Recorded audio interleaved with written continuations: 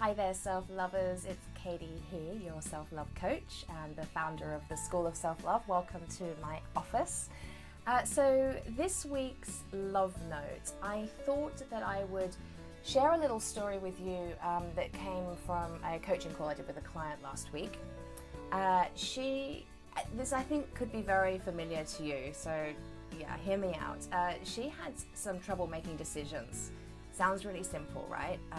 But a lot of women that I work with do, and it was absolutely my experience in my life too.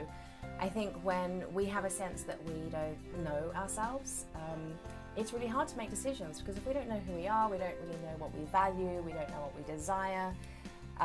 Often we're kind of caught in the trap of worrying about what everybody else thinks or how we're perhaps going to be judged, and we're more concerned about that and putting all of our energies into that, and the habit is to put our energies into that, than having the habit of putting energy into having a relationship with ourselves, deeply knowing ourselves, and being able to create a relationship with ourselves where we are the safest, most trustworthy person for us to be around.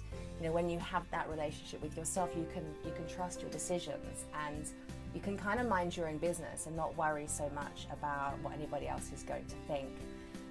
A lot of the people I work with, and again, it was my experience too, are so focused on kind of everything outside of themselves that it compounds that sense of no sense of self, and they put everybody else's needs first. This is kind of the codependent patterns of behavior. Everybody else comes first. They're worried about how the people are feeling. They need others to feel good so that they can feel good. I'm wondering if you can relate to this. And when that's the habit, it's really, really hard to trust your own decision making, because you are totally in the habit of focusing outside of yourself rather than within you and tuning into you, which is why I hope you saw it. I just did my 5 weeks video series with my top 5 spiritual practices. Each one helps you to create and deepen a relationship with yourself and with your spiritual self, so that you are the safest, most trustworthy person for you to hang out with, right? So anyway, so we're talking about her desire to be better at making decisions, and it was everything. I mean, we kind of laughed because it was the situation, she's redecorating her bathroom and she couldn't choose between which basket to put in her bathroom, and she had several windows open on her computer for online shopping, and she was like, I could have that basket, that basket, that basket, and she couldn't choose. It's as simple as that. To choosing, the man in her life, or to making career decisions, to making big life choices. So, but it can start really small at home. Again, I wonder if you can relate to that. So we talked a lot, of course, we talked a lot about where that comes from, where that habit of behavior comes from, not being able to trust her own process of decision making. And so we kind of dug deep to understand why this behavior is going on, because I think awareness is the first step to change, and I think understanding why you think and feel the way you do is hugely powerful, and that on its own can transform so much in your life. And then I taught her a really simple tool to check out belief systems that she has around decision making, to see if those belief systems are really serving her or not. So we kind of looked at the idea that she believes that she is a bad decision maker. That is the belief. Now, historically, you could say that perhaps there's some truth in that, because historically she's found it hard to make decisions. And we get what we think about, we get what we focus on, we get what we believe. So while she's believing she's a bad decision maker, and so it is, and while she believes things like it matters what other people think, while she believes that people are going to judge her and people are going to think badly of her for not being able to make decisions, and so that is her experience in life. She had beliefs like she was affecting other people by not being able to make decisions. So we started to check all of these out.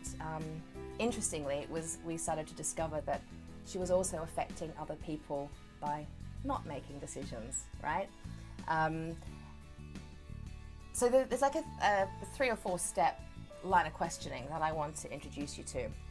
It's along the lines of the work that there's a therapist in the States by the name of Byron Katie. She does this. It's called The Work. She's awesome. I recommend you look her up. Her line of questioning in The Work it's very powerful, and it goes something like this. So if you have a belief system like, I find it difficult to make decisions, or I am a bad decision maker, what you would do with The Work is to kind of question and challenge that and ask yourself, can I know 100% for certain that I'm a bad decision maker? I mean, usually the answer is going to be no, because there are probably examples in your life where you have been able to make a good decision. Or whether it be a good decision or a bad decision, you've been able to make a decision, right? So it's pretty easy to challenge any belief system by checking it out with, can I know 100% for sure that whatever your belief system is? Check it out.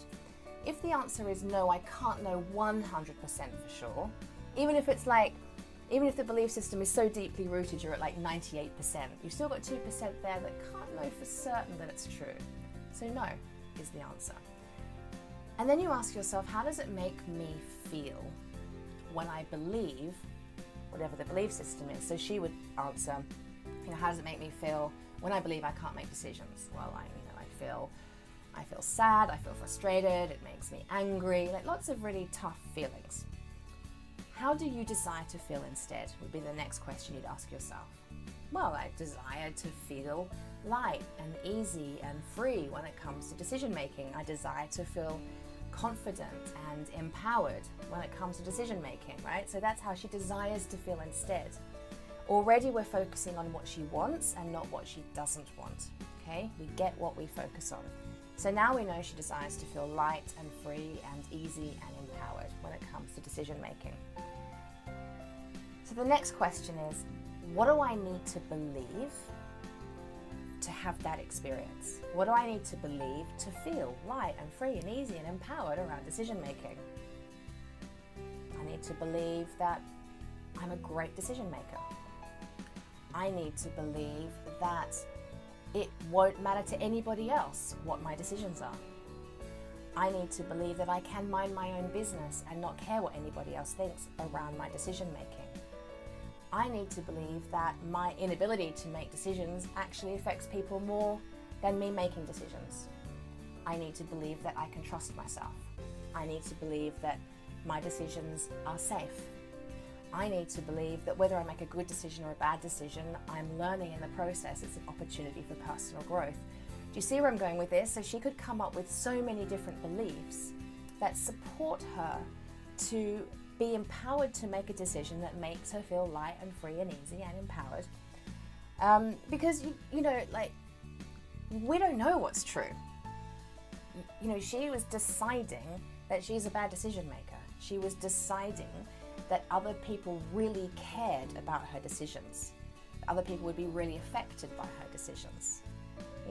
Even down to a basket in her bathroom, right? Crazy, isn't it? But when that's the conditioning, that's how kind of silly and crazy it can get.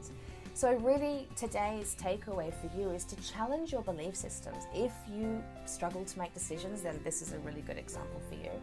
But challenge all of your belief systems. What is really holding you back in life, and who would you be without those limiting beliefs? Because you get to choose a belief that supports you feeling the way that you want to feel. A real awakening for this client was the truth that there are people out there walking around who believe they are excellent decision makers. And so they are. They're in their power. She just happens, because of her conditioning, because of her childhood programming, because of all sorts of life experiences she's had, she's walking around choosing to believe that she's a bad decision maker. And so it is. But there's people out there believing the opposite, and they're feeling confident and empowered and light and free and easy, just the way she desires to feel. So by changing up the beliefs, by challenging the belief system first, and changing it up to beliefs that support you to feel the way you want to feel, total game changer. Okay, so I really hope that you'll use that tip today. I think it's a really powerful one in terms of really deeply knowing and loving yourself. and I hope you have a wonderful weekend. Love you loads. Bye.